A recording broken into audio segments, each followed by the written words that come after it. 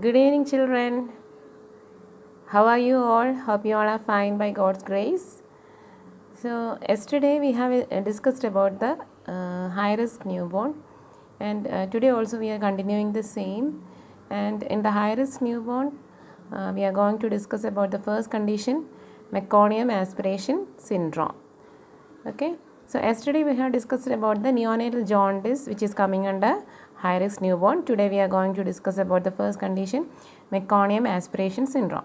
So Meconium aspiration syndrome is a major cause of neonatal morbidity and mortality, and it is estimated that about 11% of the all pregnancies are complicated by Meconium aspiration syndrome. So about 11% of the pregnancies are complicated by this condition. So definition, the aspiration of meconium in the lungs in the utero during delivery or immediately after the birth and develop respiratory distress. This is termed as meconium aspiration syndrome. So meconium aspiration syndrome, as the term defines, it is the aspiration of meconium in the lungs by the fetus. It may be from inside the uterus during the delivery or immediately after the birth, and it develop respiratory distress.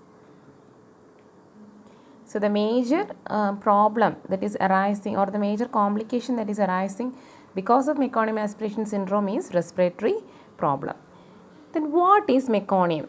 I hope all you know meconium is the first stool which is passing out by the newborn baby.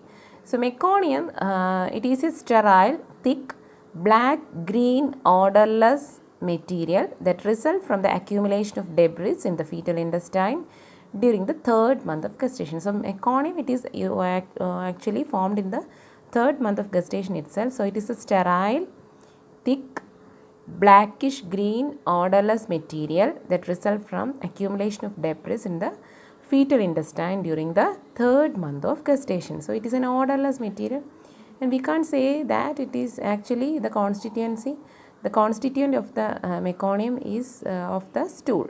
Okay. Other than the stool constituents, there are other components like water, desquamated cells, then gastrointestinal mucus, lanugo hair, fatty material, glycoproteins and bile. So these are the components of meconium. So meconium consists of water, desquamated cells, gastrointestinal mucus, lanugo hair, fatty material, glycoproteins and bile. So incidence, about 10 to 15% of the births is occurring along with meconium aspiration syndrome. Then usually occurs in postterm babies because there is a chance of passage of meconium in the uterus itself by the postterm babies. Then meconium aspiration syndrome affected infants are 100 times more likely to develop respiratory distress. Okay, as a result of meconium aspiration syndrome, there is a chance of further development of respiratory distress syndrome in the neonates. Then it is uncommon in infants less than 34 weeks. That means it is less common in the preterm babies. Okay, so it is usually common in the postterm babies as well as the term babies, but it is mostly happening to the postterm infants and also the babies who are developing meconium aspiration syndrome have a chance of later respiratory distress syndrome also. Then pathophysiology. So pathophysiology, because of any fetal compromise means because of any distress to the baby in the uterus itself. Okay, fetal compromise means distress to the baby in the uterus itself because of any reasons like fetal asphyxia, or any maternal disorders like placental insufficiency, abruptio placenta, okay, or any maternal infections. Okay, all these conditions may cause some compromise or distress to the baby. So it is known as fetal compromise. So due to fetal compromise, the fetus will pass meconium in the uterus itself. Okay, actually a normal newborn will pass the meconium after the delivery. So because of any fetal compromise, the meconium passage in the utero itself and the meconium stained amniotic fluid. So the amniotic fluid, if the fetus is passing the meconium in the uterus itself, the amniotic fluid will be stained by meconium. And the postpartum aspiration and gasping, that means during the delivery, while the child is passing through the birth canal, there is a chance of aspiration of this meconium, and this will result in meconium aspiration. And as a result of meconium aspiration, okay, if the child is aspirating the meconium, there will be partial or complete obstruction of the airway. I have already told that it is a thick tar-like substance. Okay, so there's a chance of obstruction or partial or complete obstruction of the airway, and it will result in the continuation of the fetal compromise. Okay, actually the child will have some fetal compromise already. Along with that, if the child is passing meconium and it is aspirated, it will cause complete and partial obstruction of the airway, and the fetal compromise will be continued or it become more serious. And the remodeling of the pulmonary vasculature, as a result of the blockage of the pulmonary airway, there will be remodeling of the pulmonary vasculature or pulmonary blood supply. Okay, so if the pulmonary blood supply is also remodeled, there is a chance of persistent pulmonary hypertension. So this is a complication that is happening in the meconium aspiration syndrome. In meconium aspiration syndrome, if the fetus is already having some fetal compromise, there is a chance of passage of meconium and it will be aspirated in the uterus itself. As a result of the aspiration, there is a chance of obstruction, partial or complete obstruction of the airway, and it will result in the continued fetal compromise. As a result, there will be remodeling of the pulmonary vasculature or blood supply to the pulmonary, blood supply to the lungs, and it will result in persistent pulmonary hypertension. Then clinical manifestations. So during the first hour of life, there will be airway obstruction, tachypnea, retractions, grunting and cyanosis. Okay, during the first hour after birth, the child will manifest air obstruction, tachypnea, retraction, grunting and cyanosis. Then delayed manifestations are pneumothorax, pneumomediastinum. Pneumomediastinum means air leak into the mediastinum. Okay, as a result of some alveolar obstruction or alveolar leakage or alveolar damage, there will be leakage of air into the mediastinum. Then over distension of the chest. The chest will be over distended. Then diagnostic evaluation. Diagnostic evaluation, first is physical examination. From the physical examination, we can find out whether the child is having meconium aspiration syndrome. Then from X-ray, there will be patchy infiltrations inside the lungs, coarse streaking of the both lungs, then increased antero-posterior diameter of the lungs, then flattening of the diaphragm. So these all can be viewed in the X-ray. Then in ABG analysis, there will be decreased PO2, and also there are manifestations of metabolic acidosis. Then in management, first is observation, close monitoring for respiratory distress. We have to closely monitor the child for respiratory distress, monitor the oxygen saturation, maintain neutral thermal environment, then assess the blood glucose level of the baby, monitor for any renal failure, then mechanically assisted ventilation have to be provided, then medications like broad spectrum antibiotics and corticosteroids can be provided. So in observation, we have to closely monitor the baby for respiratory distress, provide oxygen supply, provide ventilator support, provide a thermal environment, assess the blood glucose level, monitor the renal failure and provide medications like broad spectrum antibiotics and corticosteroids.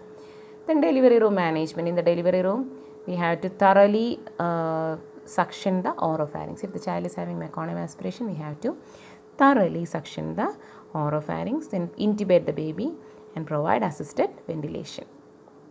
Then complications of the meconium aspiration syndrome are air leak syndrome. Air leak syndrome means leak of the air, leakage of the air due to alveolar rupture into the mediastinal portion or into the interstitial spaces. Then persistent pulmonary hypertension, then bacterial sepsis, then subglottic stenosis. Subglottic stenosis means narrowing of the airway just below the vocal cord. Okay, below the vocal cord there is narrowing of the airway, especially the cricoid cartilages.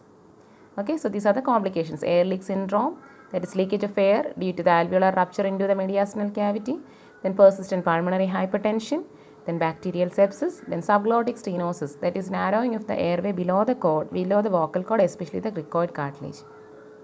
So these are the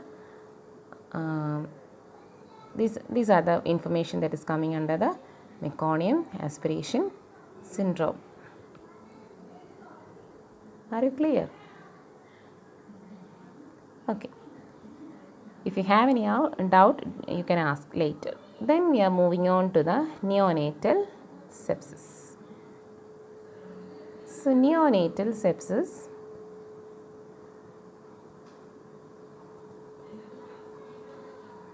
So neonatal sepsis is the single most important cause of neonatal death. Okay.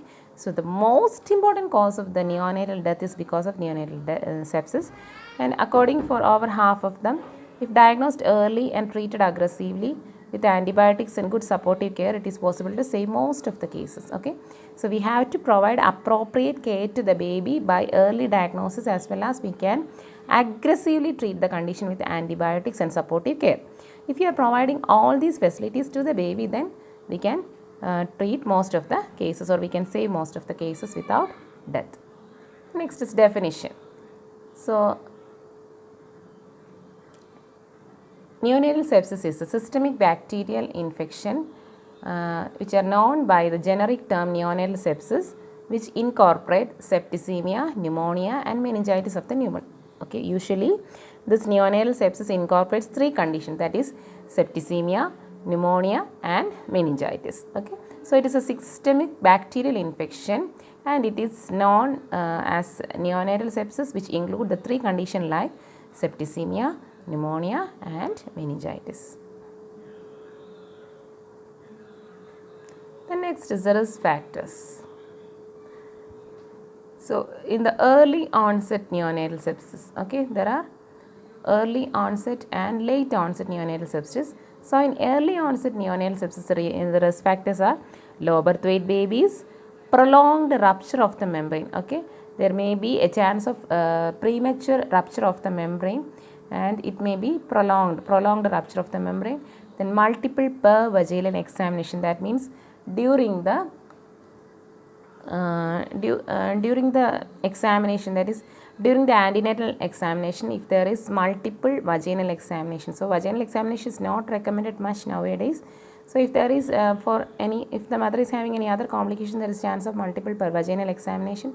So it is also a risk factor. Then maternal fever, prolonged labor and meconium aspiration. Okay, so these all are the risk factors. Low birth weight babies, prolonged rupture of the membrane, multiple per vaginal examination, maternal fever, prolonged labor and meconium aspiration. Then in late onset neonatal sepsis, also low birth weight, then lack of breastfeeding, then superficial infection like skin infection, then aspiration of the feeds, that is breast milk. Then etiology. The etiology is because of certain organisms like Escherichia coli, Staphylococcus aureus, Klebsiella pneumonia, Haemophilus influenza, Citrobacter, Streptococcus viridans, Gonococci, Candida albicans, Herb simplex, Chlamydia. So these are the organisms that are causing neonatal sepsis. That is Escherichia coli, Staphylococcus aureus, Klebsiella pneumonia, Haemophilus influenza, Citrobacter, Streptococcus viridans, Gonococci, Candida albicans, Herb simplex and Chlamydia. Then next we are moving on to the pathophysiology. So because of the immunological deficiency, okay, already the child will be immunologically deficient, and it will result in the polymorphonuclear cells and macrophages show reduced chemotaxis, phagocytosis and cytokine production. That means the polymorphonuclear cells and macrophages are protecting our body from the invasion of organisms. So the function of the polymorphonuclear cells and macrophages are chemotaxis, phagocytosis and cytokine production. That is, chemotaxis means this polymorphonuclear cells or macrophages will move, motility. That means they move towards the site of infection and destroy the organism. Phagocytosis is the engulfing or invagination of the microorganisms and production of cytokine. So these three actions will be happening immediately after the infection, after the entry of infection to the body. That is, the polymorphonuclear cells and macrophages will be in action by three processes, that is chemotaxis, phagocytosis and cytokine production. But here already the child is immunologically deficient, hence there will be the polymorphonuclear cells and macrophages will not be much active. Hence there will be reduced chemotaxis, phagocytosis and cytokine production. As a result, there will be decreased production, decreased number and proliferation or decreased production of the T memory cells. That means this polymorphonuclear cells and macrophages will initiate the chemotaxis, phagocytosis and cytokine production, and as a result there will be proliferation of T memory cells in normal born babies. But here because of the reduced action of the polymorphonuclear cells and macrophages, there will be decreased number and proliferation of T memory cells. The function of the T memory cells or the T memory cells are the cells that protect us from infection and also against cancer cells. Okay, so that is a function of T memory cells. But here there will be decreased number and proliferation of T memory cells. As a result, there will be decreased response to the bacterial polysaccharide antigen. That is, bacterial polysaccharide antigen is an antigen produced by the organism or the bacteria that had entered our body. So, the decreased response to the bacterial polysaccharide antigen, and it will result in progressive infection and finally septicemia. So, this is the pathophysiology. Hope you all have understood the pathophysiology well. If you don't understand it, you can ask it. Then varied symptomatology of neonatal sepsis. Okay, what are the symptoms? So the main clinical manifestations are lethargy, refusal to cry, poor cry, coma, abdominal distension, diarrhea, vomiting, hypothermia, poor perfusion, poor weight gain, jaundice and poor neonatal reflexes. Then if the child is having pneumonia, if the child is having pneumonia, there will be manifestations like cyanosis, tachypnea, chest retraction, grunting and apnea. Then if the child is having meningitis along with pneumonia, there will be fever, seizure, high pitched cry, neck retraction and bulging fontanelles. Then diagnostic studies. Diagnostic studies are history collection, physical examination, then blood studies like interleukin, procalcitonin test, C-reactive protein, interleukin, then blood culture, lumbar puncture, CSF culture and urine culture. We are doing all these diagnostic studies to find out the variations in the body of the newborn. In treatment, first is antibiotic therapy. We are giving a combination of ampicillin and gentamicin. And then non-responsive or if it is a non-responsive or hospital-acquired infection, we are providing amikacin and third generation cephalosporin. So here we can see the dosage, that is first line antibiotic injection ampicillin plus injection gentamicin. We are providing 50 mg per kg. Injection ampicillin 50 mg per kg plus injection gentamicin 7.5 mg per kg IV or IM, and we can give it 12 hourly. Okay, that means 2 times a day. And if the child is above 7 days of age, if the child is less than 7 days, we can give it 12th hourly. If the child is above 7 days, then we can give 8th hourly, and the duration is for 7 to 10 days. Okay, the next is we can provide second line antibiotic injection cefotaxime plus injection gentamicin, that is injection cefotaxime 50 mg per kg plus injection gentamicin 7.5 mg per kg IV or IM. If the child is less than 7 days of age, then we can give it 12th hourly, and if the child is above 7 days of age, we can give it 8th hourly, and the duration is 7 to 10 days. Then if 3 of the following factors are present in the baby, is considered infected and treated with ampicillin and gentamicin. That means the factors like if the child is preterm, that is less than 36 weeks, or birth weight is less than 2000 gram, maternal fever, prolonged rupture of membrane or birth asphyxia. Okay, any of the 3 factors like preterm, that is less than 36 weeks, or birth weight less than 2000 gram, maternal fever, prolonged rupture of membrane and birth asphyxia, then we can consider the treatment with ampicillin and gentamicin. And the nursing diagnoses are ineffective breathing pattern, ineffective thermoregulation, then imbalanced nutritional status, then fluid volume deficit, high risk for impaired skin integrity. The nursing management. We can provide supportive care to the child, like the neonate should be nursed in a warm environment, an IV line should be established. Then if the perfusion is poor, NS bolus should be infused immediately. Poor perfusion, we can provide NS bolus, that is 10 ml per kg over 5 to 10 minutes. Then a dextrose bolus will help in correcting hypoglycemia if the child is having hypoglycemia.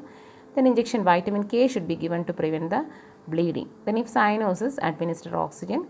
Then apneic neonates should be given physical stimulation and bag and mask ventilation. Then if scleroma means hardening of the, that means profuse hardening of the subcutaneous tissue. So if scleroma is present, exchange transfusion is needed. That is, scleroma is because of the infection of the entire circulatory blood. So in that case there will be hardening of the subcutaneous tissue. As a result of the infection of the circulatory entire circulatory blood, there will be hardening of the subcutaneous tissue. In that case scleroderma develop, and we can provide exchange blood transfusion in sclerodermas. Then prevention of